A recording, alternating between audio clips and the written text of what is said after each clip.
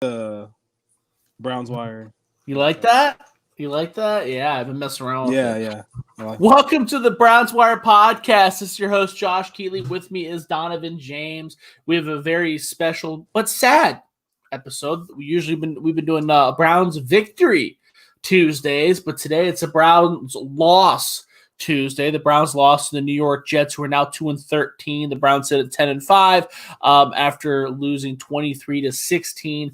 Donovan, first of all, how was your holidays? Second of all, how was the game? Good holidays, man. I actually had a really good one. I enjoyed myself a lot. Happy holidays to everybody. Merry Christmas and happy Kwanzaa, Hanukkah, and happy New Year's. New Year's is Thursday and New Year's Eve. I hope you got some big New Year's plans coming up. No, man. I'm still under quarantine, bro. Oh, yeah, that's right. Man, get well. You feel better? I feel a little bit better. You'll hear me cough every now and again, or be winded and whatnot. I went out jogging today just to try to see what was up, and I was dying after 10 steps down the road. But I mean, it is what it is, I guess. You know how it goes. Yeah, I don't know how COVID goes, but no, I'm just. Well, you've had friends that have had it and everything. It's hard to breathe and you cough a lot, but other than that, it's kind of. I mean, it is what it is. Yeah, I just don't want to give it to anybody else. No, well, good. I'm glad you're not still going. People still going out with COVID are the worst. Dude. Yeah. No, I'm not gonna do that. But yeah, the Browns had a COVID issue as well. 4 of their top wide receivers were out because of COVID. 2 starting offensive linemen, including Jedrick Wills and Wyatt Teller, were out, and obviously that played a part in why they looked so bad. I mean, we spoke with a lot of confidence last week in regard to the Browns and the Jets, talking about how we thought the Browns were going to smash, and we both kind of laughed. I think the spread was 7 points, 6 points, and we both kind of laughed at that. And we're like, why? I think it was 6 points because I think we laughed because it was under a touchdown. But I guess we were wrong. The spread did change. I believe the game got pulled off the board when the Browns announced that they had 4 wide receivers missing and 2 starting offensive linemen. But still, I tweeted out before the game, I'd still lay the points, and the Browns are a better team. They're main focus, their MO is revolved around the run. Nick Chubb and Kareem Hunt are still there. They played a good portion of the season without Wyatt Teller. I thought Nick Harris looked really good last week against the Giants. So I thought that was a guy that I was very high on, as you know, coming out of Washington, playing center. And he got time at tackle last week. I mean, he got sprung into a position he doesn't really play, and he played really well. So I didn't think it really mattered. I was wrong. The Browns looked really bad all over the field. Yeah, they did look pretty bad. I mean, they just having those top 4 receivers out, obviously, like you said, 2 starting tackles, that'll do it. And then the Jets team that's really kind of playing motivated, man. They really still could have tanked and tried to get the first overall pick. I don't think, like we said last week, that's more of a media fan thing. Players don't care about that as much. They're really trying to win games. Yeah. The front office is going to lose on purpose necessarily, unless it's the NBA is a little different because one player can change your whole franchise. Well, NFL a player can change your franchise like that too. I mean, look at not really though, because Deshaun Watson. I mean, it's just NBA is you get LeBron or D Wade, that changes your whole franchise. But just because you have a Deshaun Watson or D Hop or Kyler doesn't mean it's going to change your whole franchise. No. So I mean, it's a little different in the NFL. So you can't tank really as much. I feel like.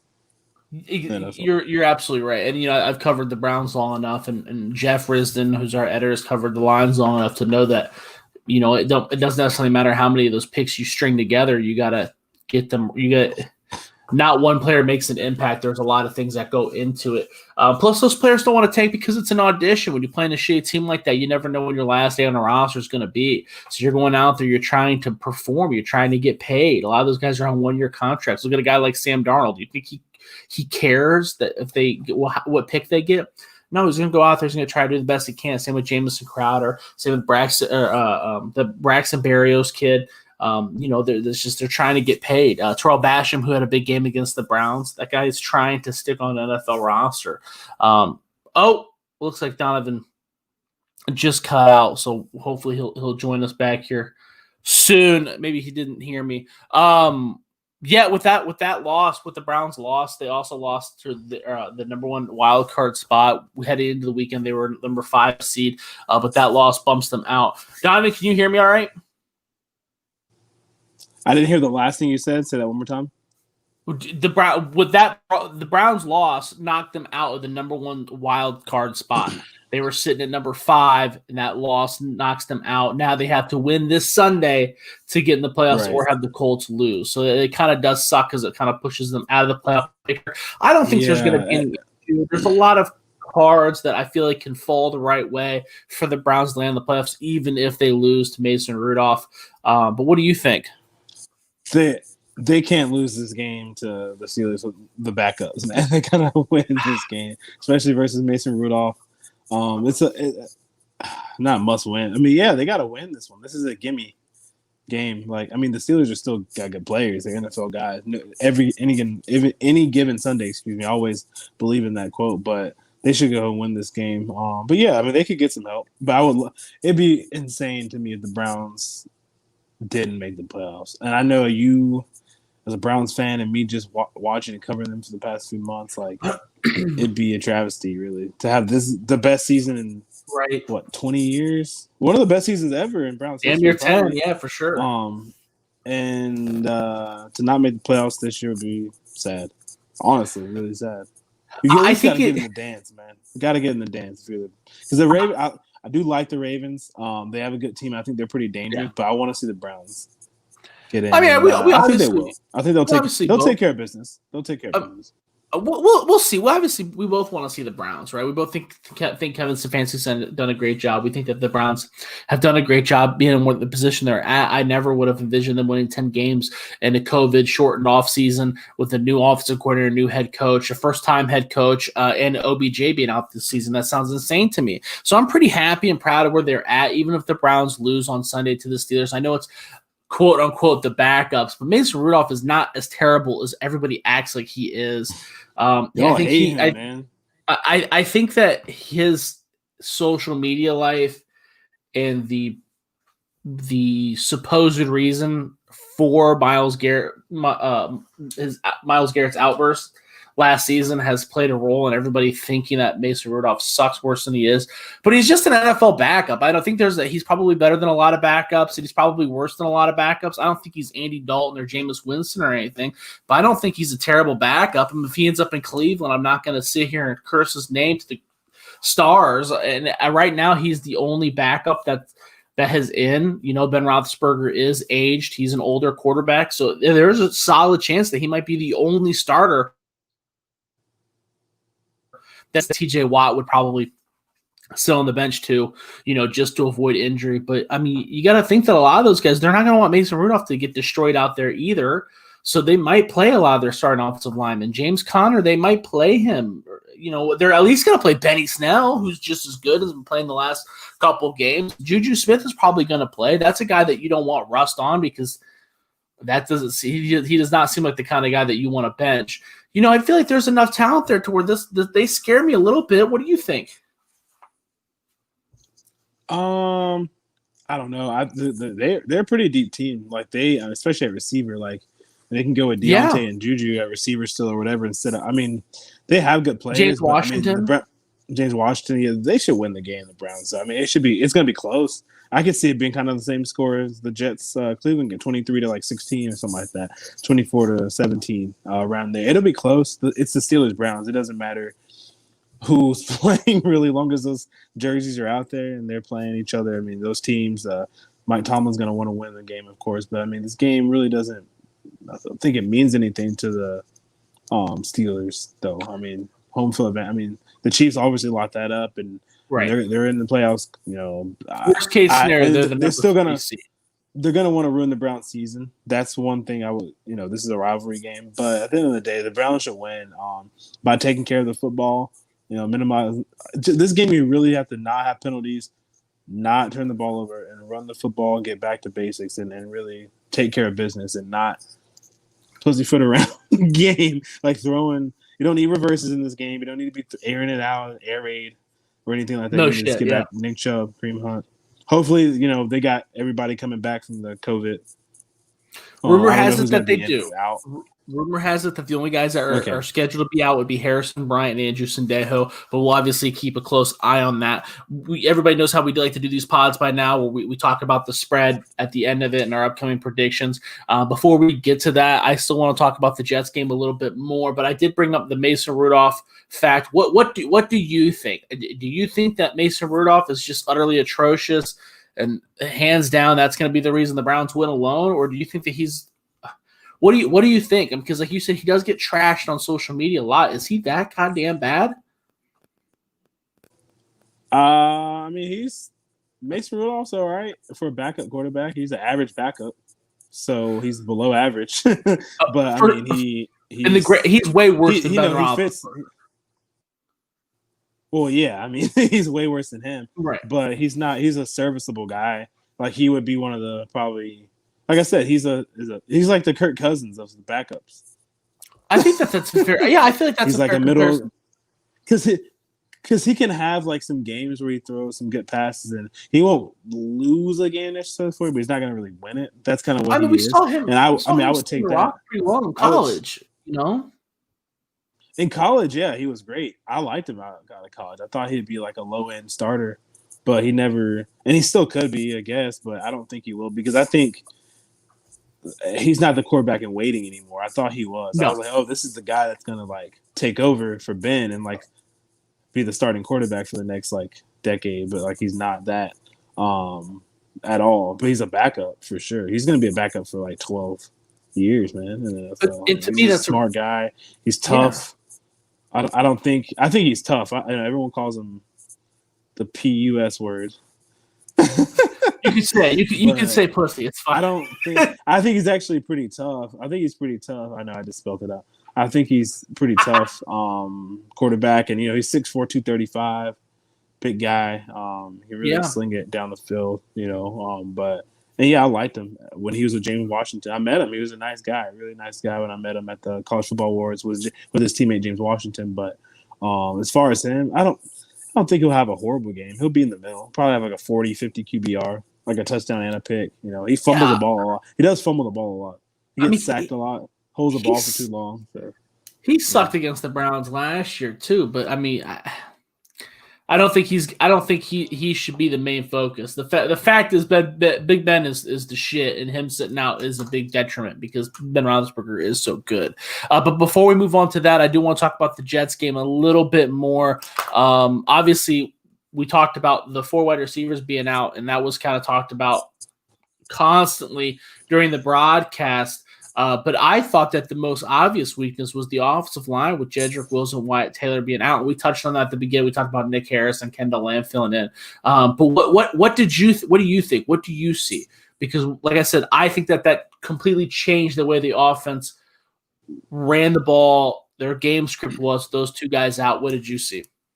Yeah, those are some athletic offensive linemen, so it did change the ball game. Baker trying to get out. On the rollouts and the play action passes, I think that kind of didn't help him out whatsoever at all. Having your top 4 receivers out too, because Baker completes them. I think he's one of the top receivers, if I'm not mistaken, passes 15 yards down the field, 15, 20 yards down the field. I think it's like top 10. And he's not top. He's in the top 10. I didn't know that. Top 10. I think I just read this. I know that there were 6 drops. It was. A lot. Well, yeah. So I was going to say too. A lot of drop. A lot of drop passes. 6 is a hell of a lot of passes. 2 from Harrison Bryant. That team we were just talking about, the Steelers, they drop a lot of passes too this year. I don't know what's going on with them, but drop passes. Deante Jensen, I didn't like him at Toledo. Yeah. Let me rephrase that. I was not a huge fan of him when he was at Toledo. This was actually something me and Adam Moore disagreed on. When he was on the show because he drafted him as fancy, blah, blah, blah. I wasn't a big fan of him because he dropped a lot of balls at Toledo too. And that was when Toledo had those 3 wide receivers that were pretty electrifying, Cody Thompson and Deante Johnson. And I can't remember for the life of me the third guy. Deante Jensen ended up being drafted the highest. And I was like, what? He is by far the most inconsistent. And that shows up a lot. It showed up a lot this year because he's been getting more targets than Juju. But yeah, he drops the ball a ton. He does drop it a lot. I like him. He's good. I didn't really watch him at Toledo too much, but he's kind of came out of nowhere for me. Yeah. 'Cause it wasn't a guy I like had on my radar. I saw his name a lot in like the draft pool, but I was like, damn, this guy's really good. I did see the drops, so I was like, okay, Mm-hmm. he's a good receiver though. All four of those guys, their main receivers are good. But anyway, we don't talk about the Steelers too much. The Browns, before I get my head chopped off by the fans. But no, I mean the Browns, like I said, I love the rivalry. By the way, I just want to say that online on Twitter, Facebook, Instagram, it's so The freaking Brown great. Steelers. Oh yeah, it's amazing. It's awesome, dude. Because I mean, it's Packers Bears for me, like same thing, and this is worse. Honestly, like you guys really go at it. Like I love it. I love it, especially because the Browns are doing really good this year. But anyway, yeah, it hurt him. That did hurt him on offense. And you look at the Jets defense. That you called out a few good players that they have had this year because everyone wants to rag on the Jets, saying they were saying they were one of the worst teams ever. No, they're not that bad. They're pretty bad, but they're not one of the worst teams ever. They have some good players, Right. especially some young guys on that Jets defense. And I think they just took advantage of having their star players that really, like I said, getting better every week. You mentioned Coughlin, I believe.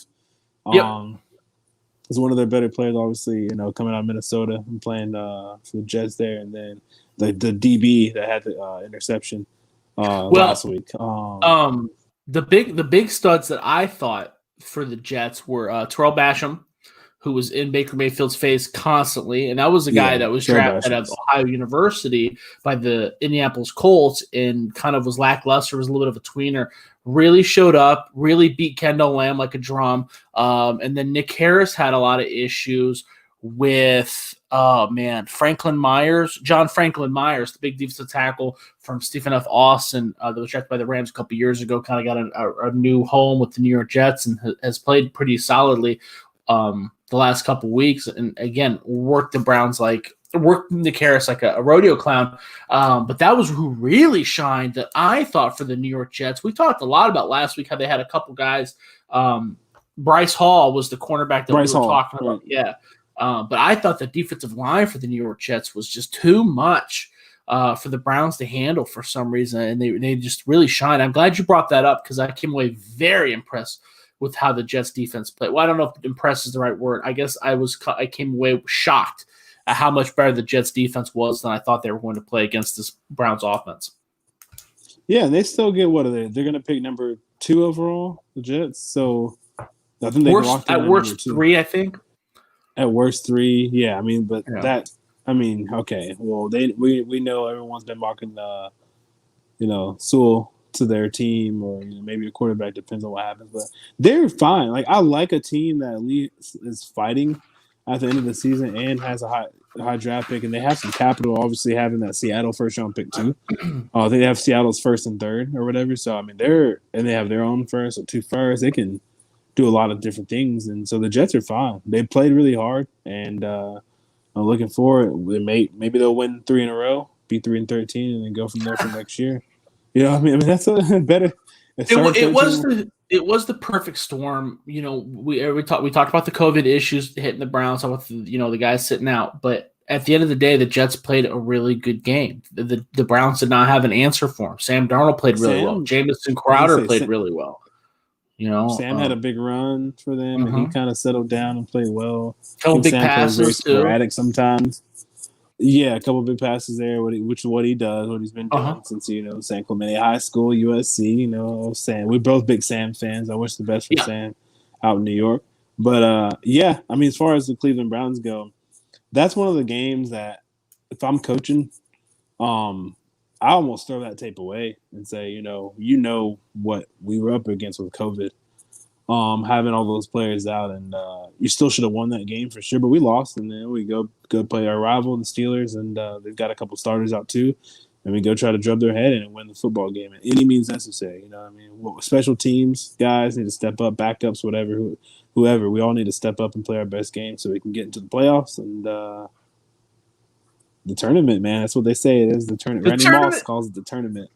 Yeah. Doesn't even call it the playoffs, which he's right. I mean, the tournament, that's what you just want to get in. It doesn't matter what, especially this year with COVID, it doesn't matter almost. Home field matters a little bit still, especially for like a Green Bay or like Cleveland or whatever because it's cold. But you want to get in the tournament and just play. So as far as the Browns, throw the tape away. We got go play Sunday. We got a couple comments. Sebastian was asking how our holidays went. Sebastian, we talked about how our holidays were good. You missed the intro, buddy. And then Roy McAvoy said Darnold was trucking cats. I don't know what that means. He must be stoned. So we're gonna go ahead and move on from that comment, Roy. Let's go ahead. You want to dive into the upcoming Steelers game and try to break that down a little bit more? We talked about the Browns. The Steelers are coming off of a victory against the Indianapolis Colts. Colts are now 10-5. The Steelers now sit at 12-3. They beat the Colts 28-24. For the record, they were losing 24-7 at the half. I was watching that game fairly close. I was in shock by that. And then Ben Roethlisberger came roaring back in the second half, threw for 349 yards, 3 touchdowns, 0 interceptions, and they ended up winning, beating the Colts. My understanding was that Big Ben basically took the play calling into his own hands in the second half, and that was the big difference. Now, I heard that from a couple people that are closer with the Pittsburgh Steelers than I, so I can't confirm. It's not like Adam Schefter tweeted it out or anything, so that could be wrong. That makes sense. That's interesting. Yeah, but that does make sense. But the Steelers are now the AFC North champs. What do you think? We talked about this game a little bit already, because Big Ben's not going to be playing. It's going to be Mason Rudolph. But what else? What else should the Browns be watching out for? Obviously, I think that the Steelers defense played piss poor against the Colts, especially in the first half. But in the second half, they really got up in Philip Rivers' face. The run defense was spectacular. I believe they had 5 sacks. T.J. Watt had 2 of those. I think they even caused Philip Rivers to throw an interception. Yeah, that's right. 1 interception, 5 sacks. T.J. Watt had 2 of them. We'll see who they bench. TJ Watt might be one of those names that doesn't get to play. But what do you think? You said TJ Watt isn't playing. I'm saying right now he's playing. I'm saying that would be something to monitor. If that makes sense. Oh, we just lost Donovan again. Man, I don't know why that keeps happening. But yeah, so Big Ben came out in the second half again. He threw for over 340 yards. Oh, here he is. Donovan, you there? Oh, bad connection today, dude. Right? Bad connection today, bro. Anyways, TJ Watt is supposedly playing. They haven't made any announcements yet. I'm just saying that that's something to keep an eye on because if I'm the Pittsburgh Steelers and I already know that the worst I can do is the 3rd seed, I've already benched Ben Roethlisberger. Why not bench my star on defense and TJ Watt? But again, right now, everything that's saying is that he is going to be playing. But what do you think? If I'm Mike Tomlin, I might play him for the first half or something. But I'm benching the player. I mean, I'm benching my stars, dude. Like, there's just so many people getting hurt this year. TJ Watt, like you have guys that like if I have to win a Super Bowl, you have to. TJ Watt to win a Super Bowl. So yes, you have to bench him. Ben, got to bench him. Now James Conner, you don't have to have him to win a Super Bowl. I mean, they need him, kind of. They might bench him because he's been hurt. So they might play him. Well, the receivers they can kind of get away with playing because they have so many of them. Yeah. But O-line, you don't want to have Mason Rudolph's head cut off. You know what I mean? But most of my like position players, I'm benching those guys, and then most of my defense because that's a team that really, thrives on defense and physicality, especially in their front 7. So I'm benching most of those guys. It's just not worth it to me. You need to stay healthy, and they've been playing really well all season. They are trying to kind of stay hot, I guess, after that second half comeback versus the Colts. So I could see how he would play some of the starters in the first half or maybe the whole game, but it's too risky for me. I mean, look at what Jared Goff went down and Kyler Murray. I know that's different because they're benching Ben, benching your quarterback, but still, it's not worth it. Like, it really isn't. They're going to be a 3 seed. I definitely see your point. I definitely see your point. You're looking at a team that, again, the worst seed that they can possibly get is the 3rd seed, and they can't get the number 1 seed. That goes to the Kansas City Chiefs. So it doesn't. They're going to get home field advantage in the first round, no matter what. So I definitely see your point. We'll probably see some more names to that list. That's going to have a big impact on how the spread is and what our expectations for the Cleveland Browns are. The Steelers' offensive line looked like shit last week against the Colts. It really did. The last couple weeks, the offensive line for the Pittsburgh Steelers has not looked very good. So obviously, if they take out a couple of those starters, Mason Rudolph he's going to get laid the hell out. I mean, Olivier Vernon has been on fire the last couple of weeks. I would say he's probably been better than Myles Garrett, to be quite honest with you, since Myles Garrett's come down with COVID. Yeah. Olivier Vernon's been the main man. Sheldon Richardson on the interior of the defensive line, he's been an absolute freak in nature. He had 2 block kicks last week, and that's not counting the defensive the force he's been just on defense. He's absolutely phenomenal. So you bench a couple of those guys. Mason Rudolph in that running game is going to be in trouble. Benny Snell has not been the most he's not been the same Benny Snell we saw at Kentucky. We kind of saw that coming. I think he probably I think by the time it's all said and done, he's probably going to be better than James Conner. But my point is that neither one of those guys has been lighting it up. Neither one of them guys is Nick Chubb, right? So those are if you start benching James Conner and Benny Snell, I don't really know what else is even there. And if they, it's not going to be anything that's too talented. And before the second half, the defense was rough too. I mean, the use of the front seven, the Pittsburgh Steelers defense is pretty good, especially TJ Watt's great, right? But the defensive backfields aren't exactly great. The defensive backfield isn't great. They're kind of slow too. Older Joe Hayden's still back there. So. Yeah. Yeah. Well, you know a lot about Joe Hayden. He was on the west side a few years. So. And I like Joe. I like Joe Hayden.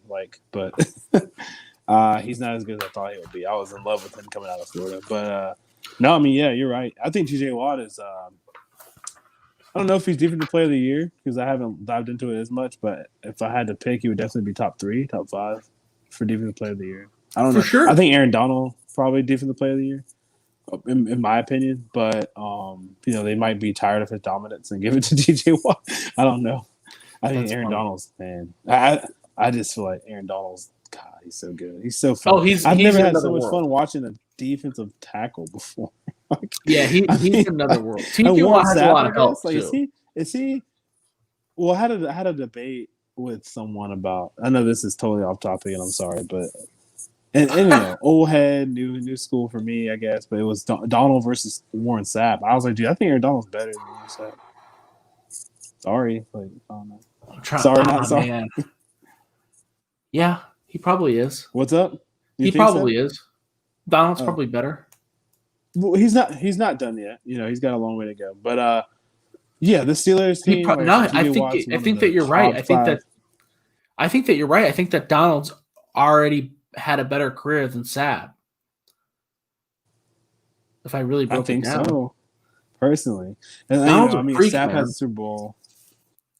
I know. So but, come on, he's defensive tackle. Yeah, that's the only thing he has over him. Really, is that he dominated the Super Bowl. Aaron Donald played good in the Super Bowl. He just lost the game. Did Warren Sapp dominate the Super Bowl? I don't remember him dominating the Super Bowl. I remember him being Warren Sapp, but I don't remember him having 3 sacks or nothing. He didn't dominate. Dexter Jackson was the Super Bowl MVP of that Super Bowl, right? Exactly. Yeah. Exactly. Yeah, because he had 200 receptions. But whatever. I mean, I think Aaron Donald's top 10 ever. Defensive player. Not defensive players. That's a little extreme. But defensive linemen. Yeah. But anyway, he is insane. Just TJ Watt's insane too, though. TJ Watt has a lot of – the big difference there, too, is TJ Watt has a lot of help, too. I mean, Cameron Hayward's very good.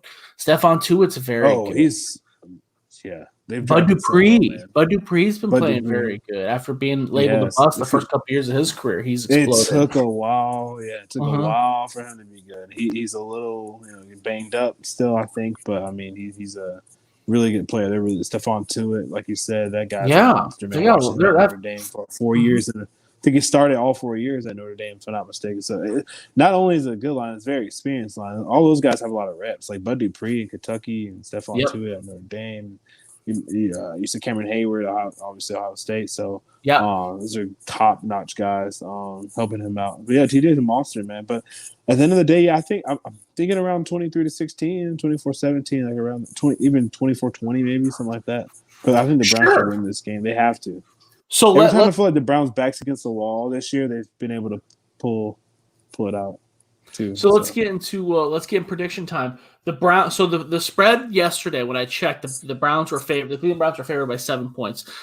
Obviously it is off of most major books due to as soon as the Ben Roethlisberger news came out, most books pulled the game. So you cannot, as of right now, the release of this podcast, you cannot bet the Cleveland Browns Pittsburgh Steelers game in most books. So we're gonna, for the purpose of this conversation, we're gonna use the spread that came out yesterday, and the Browns were favored by 7 points. What you said, a couple scores there, both of those, I think. What do you say, 23-16? Yeah, I'm going with that one. That's what I'm going with. So you're thinking it's going to be a push. You're thinking the Browns are going to win by 7. So you wouldn't bet on the game. Is that the spread 7? Is that what you said? Because there's no. Yeah, I would say 7. I'm gonna go 7. And gun to your head. Who you picking? So with the 7 points. With the 7 points, the Browns. Really? Yeah. You expect scary? Yeah, the Browns. Because they can win. I can see them winning by like 10 or something at the end. With really? Mason Rudolph interception or fumble. He fumbled even a lot, after even after what you saw against the Jets. I know all those players were out, but they still played like shit. Kevin Stefanski coached a weird game. They ran 53 passing plays and only 18 running games. It just felt like they bailed. Bailed too quickly. Remember, they went down by 10 points almost immediately. And Baker Mayfield had a pretty rough game as well. He had 3 fumbles himself. Yeah, I keep talking about Rudolph fumbling. He fumbled a lot. Baker puts the ball on the ground. He didn't fumbling a lot. Not in college, but he did kind of fumble. He fumbled a little bit in college too, but a lot in the NFL. Yeah, but I think that game was they got too cute, as my grandma would say. Too cute, meaning they knew who they were playing. Like all right, we're playing the Jets. We're gonna throw. We're gonna get some stats. Like you can't play like that in the NFL. Sometimes you can. They couldn't play like that for the Browns on Sunday, and they bit them in the ass, especially with those guys out. It's all about even mentality. The defensive backs played like shit too. Well, I mean, they got lost. They had the very first play. Jamison Crowder threw that touchdown pass. They looked lost. Jamison Crowder beat Denzel Ward and Carl Joseph. I think that Denzel Ward bailed too early, and Carl Joseph never got there when they were trailing. They just look like shit. And if you look at these Steelers, these wide receivers for the Steelers, even if it is Mason Rudolph throwing them the ball, you got Juju Smith-Schuster, Deante Jensen, and James Washington. I don't. Goddamn! If James Crowder makes you look like garbage, if James Crowder and Braxton Berrios, they got Eric Ebron too, who's been kicking it up. And I don't know if I would classify him as a stud, but he's had a pretty. I wouldn't play guys like Eric Ebron. Gotta sit those guys out. But I mean, again, we don't know. I don't think Mike Tomlin's gonna end up playing those guys. That's my main thing. Really? I don't think those guys are gonna play too much, man. Mike Tomlin, the Steelers, they make the playoffs a lot. Especially with whoever's their coach. They've had 3 in the past 45 years, not many. But they always make the playoffs. They know what they're doing. This is a well-run franchise, and this isn't their first rodeo. I feel like teams that kind of are new to this try to play all their players and try to get as many wins. It doesn't matter how many wins they have or where they're playing. The Steelers are going to try to make the playoffs and then go from there. So I just don't think there's any need to. I see what you're saying though. There's guys on that team that can still make plays for sure. I don't know how many guys. I think that everything you're saying is right. Gun to my so to recap. Gun to your head. You're taking the Browns beating the 7 points. Gun to my head. I'm taking the Steelers, and I don't think you have to put a gun to my head. I actually put money on this already. I might regret that later when more people start to come out and they're going to be sitting, like you said, because if they do end up sitting everybody, then yeah, I'm out there in purgatory and no one's there to play. But how many guys can you realistically sit? Does that make sense? Like you can't sit everybody. Well, it's not college, yeah. You know what I mean? College, Yeah, there's only 50 guys. There's only 50 guys that are suiting up. You can't sit all three of those wide receivers because you only carry what, 5, 6 on a game day? They probably carry 5 or 6. Yeah. Do you know what I mean? Well, So I don't know how many guys they can sit. I'm thinking they're playing. I think they're going to play their linemen on the O line, but they're going to sit. Running backs will probably play a couple of those guys too. It's mainly the star players that you're thinking about. And we're looking at Joe Hayden's probably going to sit. And, you think they're going to sit Joe Hayden? I don't know if I'll call him a star. Really, the only players TJ Watt and Ben are out. I could see. Well, TJ Watt hasn't been announced yet. No, it hasn't been announced, but I just don't see them. Like, why? Like, I don't understand. I just don't understand it. Like, Mike Tomlin is one of those coaches that we gotta keep playing. You know, I can see him doing that too. Well, no, you are right. You're right because they've already sat down Ben Roethlisberger. You can't be like, well, the rest of you guys got to play. That rule only applies. Like somebody, you know what I mean? Like the captains are sitting out, dude. Like, but you have to remember too, Big Ben is old, man, and you've seen he needs a break. Well, he needs a break. Yeah, I mean, they lost 3 games in a row before last week, and he was one of the reasons for like that. Shit. He just looks like everybody. You'll see with these older quarterbacks, we saw a little bit with Drew Brees where it's like, damn, dude, like 3 years ago, he's making that pass. You know, we see when these quarterbacks break down. Peyton Manning, we saw Peyton Manning when they start to break down. It's like it's a stark difference. Mike Vick, when he started to break down, it was a stark difference. Big Ben, we saw it. We saw him. McNabb. Yeah. He broke down. He went fast though, dude. He went from like. Do you remember when he played for the Redskins? Dude, I was like, all right, D-Mac, because I got his jersey. I got his Redskins jersey. Of course you did, dude. Hell yeah. But yeah, they might could use him right now because they don't have anybody. No shit. Who the hell they starting at quarterback on Sunday? Taylor Heineke, baby. Is it Taylor? Okay, that's right. He's all right. That's their playoff quarterback, Taylor Heineke. I tell you what, he played. He was Villanova or no? Old Dominion, yeah, in Virginia, because he's from Atlanta. I know that. Yeah, he ran around a lot too. Pretty athletic dude. Who's the Cardinals starting? Who's the Cardinals starting quarterback? I don't know. I heard that Chris Streveler. That's right. Start. Is that correct? Is that accurate? Is that going to happen? That is accurate. What college? Dude, where do you go? He went to South Dakota, and he was phenomenal. And then he played in CFL. He wasn't phenomenal at South Dakota, but he looked like one of those guys. Do you remember when you used to buy NCAA and you played at the shittiest school, and then you'd give the guy like the opposite color sleeves and shit? Mm-hmm. That's what he looked like. He had the visor. He had I think he's got like a sleeve of tattoos, and then he would wear like one red sleeve. Okay. And dude, he looked sick, bro. And he was okay. Very average FCS quarterback. He was a good FCS quarterback, but like you could see why he didn't play in the FBS. It wasn't like when you watch. Well, Cliff likes him, so that's good enough. It's good enough for me. Yeah, I didn't like when you watch Trey Lance though. It's like you could figure out why he was there. But he went up to the CFL, played with the Winnipeg Blue Bombers, and he was. I wanted the Browns to take a shot at him. He runs around a lot. I think he got more athletic. He definitely gained about 15 pounds of pure muscle. Got a pretty big arm on him. I think he might surprise some people. But whatever, we're getting off topic here. Yeah, man, we'll talk about we will definitely talk about the Dwayne Haskins thing tomorrow. Wow. Right? We have to, right? Yeah, we do, of course. That because I mean, I'm gonna let you talk. I know you probably want to rant and rave about that one. That's great. That's it doesn't really surprise me. We know way more about him than me behind the scenes about his work ethic and his immaturity or lack of maturity, I guess. You already know everything. We talked about the issues he's got. I mean, we had just talked. Remember the last episode I was listening to, and you're like, I'm worried about him.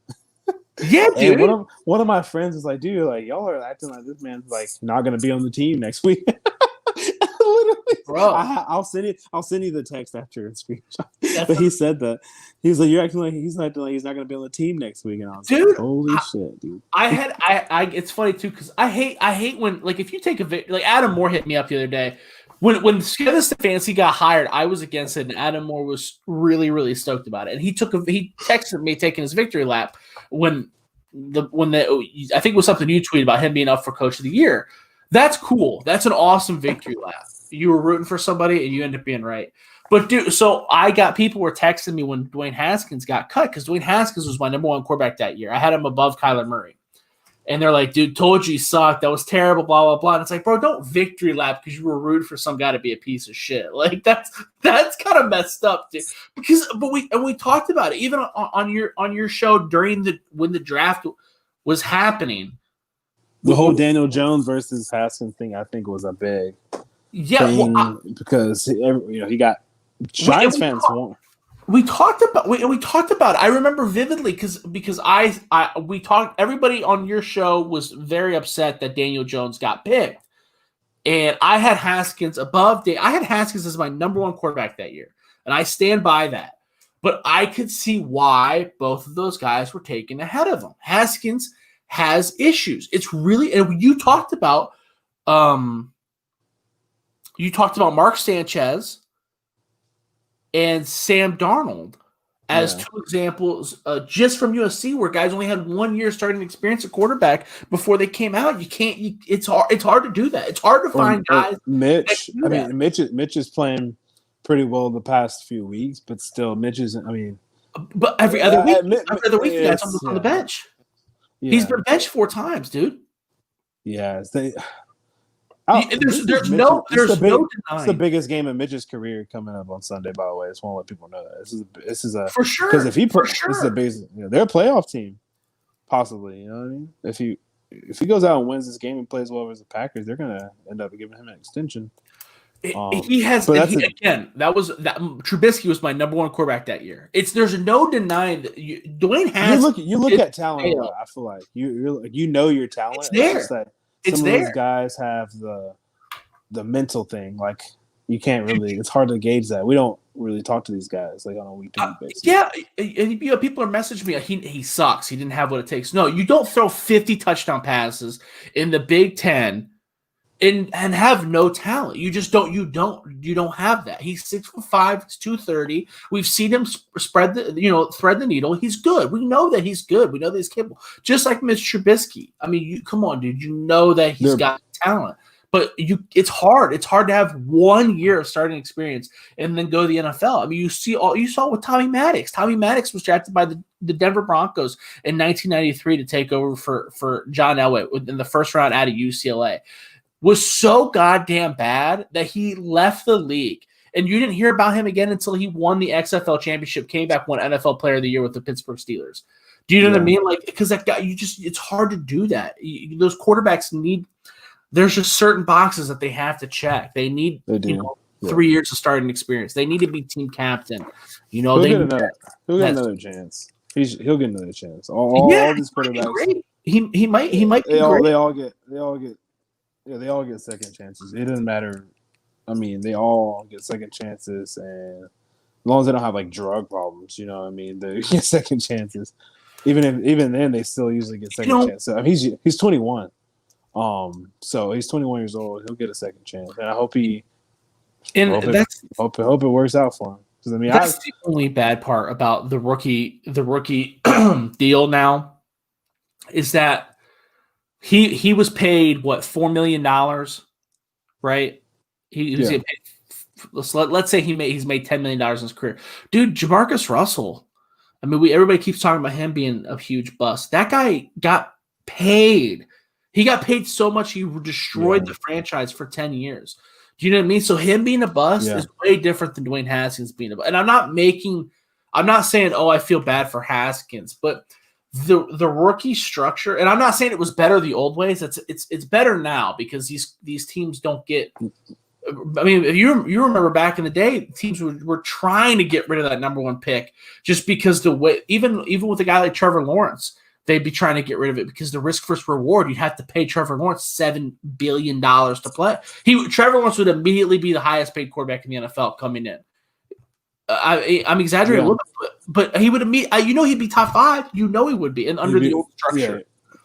Yeah. So the old structure was not great. Yeah, because you got to prove you got to prove yourself and to get that money. You still get paid, but that's good for NFL teams. But it is not good for these guys like Haskett. It's not good for these college guys that are coming in there and because they're leaving early because they're wanting to get to that second contract sooner, right? Yeah. I mean, that's one of the reasons. And B, they're not making as much for what they put. But you could kind of put back in the day, if you had a good college career, you were going to get paid for that, right? Now, the guy, he can't just. He does not have enough money to live off of for the rest of his life. He's got to get if he's not buying his uncle houses and stuff. Dude. No shit, dude. If he doesn't make the NFL, that dude's gonna be selling insurance, bro. You know what I mean? Marcus Russell ain't gotta deal with that shit. Vince Young ain't gotta deal with that shit. So there are pros and cons. Yeah, there's pros and cons.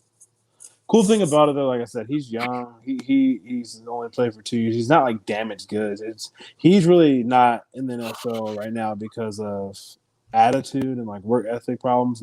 He wasn't that bad on the field. I mean, it would have helped if he was better, but he wasn't like Jamarcus Russell was just bad on the field, off the field, in the locker room. Like this guy isn't bad everywhere, so he'll get a second chance. It's not the end of his career.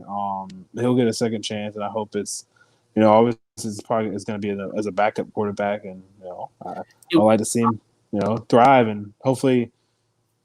I mean, I liked Haskins, like I said, coming out of high school, interviewing him, and he was a nice kid. His family's really cool, so yes, I wish the best for him. But he's definitely not a piece of shit. He just parties too hard. But he's not parties too hard and just doesn't work hard. Yeah, exactly. No, Ryan Lee sucks, dude. That guy sucks, man. Yeah. I guess so. Knowing a lot of people from San Diego showing up late and shit like that. I mean, I think Haskins comes in and does the job and goes home. You know what I mean? Jamarcus eating 20-piece fried. Dude, that dude ate fried chicken every day, dude. He lied about watching film and shit. Like, I mean, there's stories for days about him lying about going to the gym and stuff, and But I don't think Haskins is on that level. But you do it, and it goes back to Bill Carroll said something on your podcast. I can't remember if it was last year or the year before, where we were talking about a quarterback. I can't remember what the example was, but we're like, man, I think it was Steven Montez. I think you and I were talking about Steven Montez. And I was like, hey, if a quarterback coach can work with him, wants to put in some time, I think he could play. And Bill was like, dude, but how many coaches are going to put in the time? There's a lot of guys that are good enough to play, but if you got to put in time, sometimes it's not worth it for you if you go get a guy who's enough already. So isn't Montez on Washington? Isn't he on Washington? Is he really? That's hilarious. I don't know. I kind of figured he was. I think they just practice squad him. Really? That's funny. I'll have to Google that. Yeah, but you're right. He'll get another shot. It's just I'm not. You know what I mean? Sucks. Yeah. Yeah, it sucks. Him and Chase couldn't work out, man. I thought him and Chase Young are so close to and Terry McLaurin too. So that would be nice to see all those. Because Dwayne had a very good relationship with Terry, especially in college. That was I thought that was going to help Dwayne out more than anything because he knew. I mean, you could see in the part of their college tape. I thought Dwayne made Terry look better than Terry actually was because he would throw it. I mean, you could see. I mean, anybody can look up Dwayne Haskins highlights. And you can see where he's putting the ball where only McLaurin can catch it. I mean, and he had Paris Campbell and Johnny Dixon, and we saw Johnny Dixon. He's another very nice guy. Wasn't able to stick in the NFL, and Dwayne made him look very good. Dwayne made a lot of those guys look really good. So, but maybe I was wrong. Maybe Terry McLaurin was making Haskins look good. It's hard to tell, I guess. Yeah, hard to tell. But I mean, like I said, I hate that for Dwayne. But we'll talk about it more, I guess, tomorrow. All right, yeah. So at the end of the day, this will be our first Browns game that we've disagreed with each other in a while. The last couple weeks. I'm sorry, we've been on the same page and both picking the Browns. So this week could be interesting. Again, we're both rooting for the Browns here. But I would take the Steelers getting the 7 points. Donovan is taking the Browns, giving the 7 points. This was the Browns Wire podcast. You can follow me on Twitter at Josh Keatley 16. We are now live on Periscope, on YouTube, on Facebook. Make sure you give us a like, review, and listen on iTunes. That helps us out. Donovan, where can they hit you up at? Yeah, follow me on Twitter at Don James Sports. The name remains the same. Sorry, I guess I don't like to call people tweets. That sounds weird, but Twitter followers or people or whatever, friends. I haven't been tweeting as much. I've been personal life super busy, work, family, traveling, a lot of This stuff going on. It's been very stressful, man, with the move to Tennessee next month. But it's cool watching Tennessee lose. The Titans to the Packers. Oh yeah, Other day, what a bloodbath. yeah, that was fun. But no, I had money on that looking. game too, by the way. Hopefully, Josh beat me at fantasy. I'm still pissed at Oh, you for that. that's right. Yeah, man. So whatever. So what happened with that?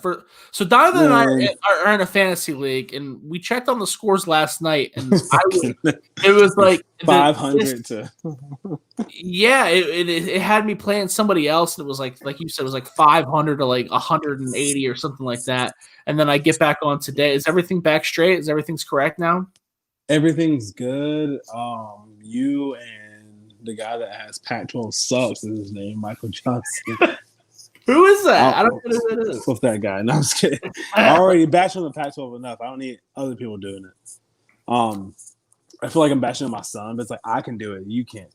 But no, he's actually a like family friend, so he is playing you in the finals regardless. Like that was still the outcome of. That's how good y'all's teams were. Is that all the settings changed somehow, and like y'all still were in the finals? But Dude, it changed, bro. I squeaked it. I had 8 wins on the season.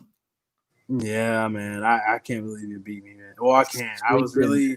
I really needed Irv Smith. I should have started him, and I lost to you. But you just beat me, man. That was the one thing I could have done. Josh Allen was a really good pickup. That's all I can say. Good luck. I hope you win. We'll see. We will see. We'll keep everybody updated next week on this pod about what's going on. But we'll be back tomorrow night. We're going to give our best bets for college and pro. I had a great week in the NFL. I can't wait to talk about it. And then I'll continue to give everybody an update on my COVID adventures. But again, this was the Browns Wire podcast. Don, did you have anything to add, or are we out? No, we're out, man. I'm excited to be on the show tomorrow. Excited to be on here tonight. I hope Josh gets better. Thank you to everybody that watches and listens to the show. Really appreciate it. Thank you.